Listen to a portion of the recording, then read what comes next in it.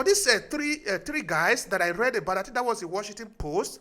They told them, you are going to open this door for us or you are going to kill us. The train was moving and they hang on to the train until they have to open the door for them. And when these guys entered into the train, they saw that there was empty space. They could have entered. Yes. Many people were left behind.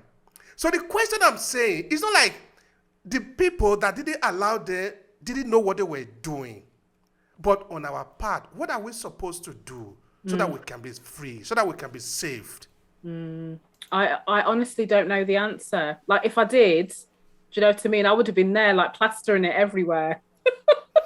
I honestly don't know. I do think, I think podcasts like yours, I think, you seeking out people who are not afraid to speak truth to power, and I always say to people, like, it doesn't matter what you label yourself, whether you label yourself, an abolitionist, a Pan-Africanist, it doesn't matter, providing you're willing to do something, and for many of us, one of the things that doesn't cost us any money to use, we don't need to ask permission to use, is our voice, if nothing else, is our voice, is our collective voices. Because imagine if all the people on the African continent, if all the people in the African diaspora, we all decided to sit down, we decided to not spend our money, we decided to not go to work, but not one person, all of us, to make a point. If we all decided to go and, I don't know, go and support only African continent businesses, I'm just using the examples here, but if we all decided collectively, and of course, we're not going to be afraid to say that we are going to have to support African businesses. That is what Italians do. That is what the Germans do. That is what the French do. And they're not apologizing for it. We don't need to apologize for that at all. No. And I believe that people have understood this our weakness of not being able to organize ourselves and stand by ourselves. You see, freedom have a price.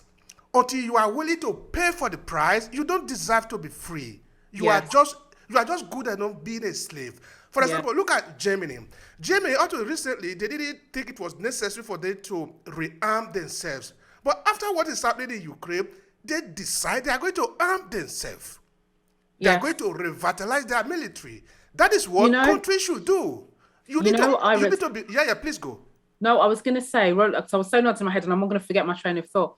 There's a writer who wrote, what's it called, Powernomics. And there's a line in his book which always stuck with me. And he said, probably Black people are probably one of the only people who will take up the cause for everybody else but themselves. And if you think about what happened after Black Lives Matter, and I always say to people, the key emphasis is on the word Black, right? African heritage, African diaspora, whether you use that term or not, then how many people who were so worried about prioritizing their community went, oh, I stand here for all Black and brown people. I stand here for, Asians. I stand here for this. I stand here.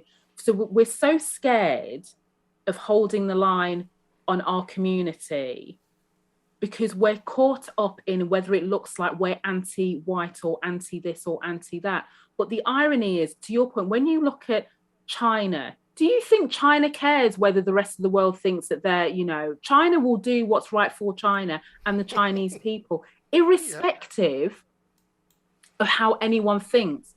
We cannot have that single-mindedness. And until we have that single-mindedness, until we are ready to love ourselves, because it starts from here, until we are ready to love and accept ourselves and the skin that we're in, and recognize the most pro-Black thing that you can do is do for your brothers and sisters in whatever way that looks like. Everyone will have their different ways, without apology. Not when Black is trending, not when something is going on, but to say, listen, I'm going to stand. I always say to people, don't talk to me about diversity and inclusion. I'm not interested. That's somebody else's thing. I'm here for my community. And, they go, oh, Shereen, you can't say that. Well, I said, I just did. Okay, so sue me. Hey.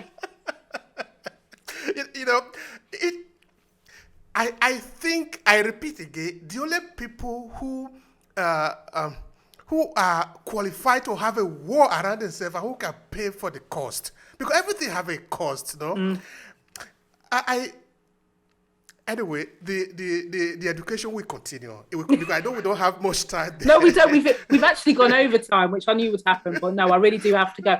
I'm actually doing I'm doing another live broadcast in less than an hour. So yeah, I have to get myself together.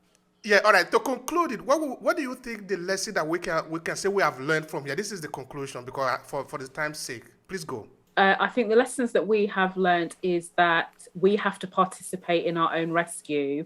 We have to lead our own rescue. Thank you very much. It has been a pleasure on my part. You're welcome.